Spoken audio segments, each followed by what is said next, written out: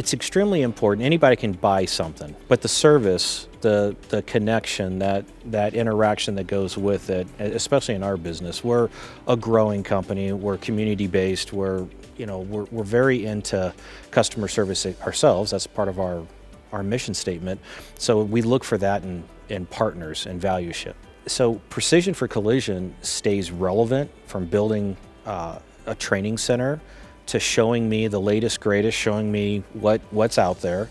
The fact that their people are just real and genuine. I like working with good people. Our company values integrity, similar core values, trying to really figure out a solution to the problem rather than create more problems. One of the best things I love about PFC is they really do bring solutions to the table. Like, hey, what's the bottom line, Chris? What's your budget? What are you trying to do? Where do we need to go? What's the mission and how do we accomplish it?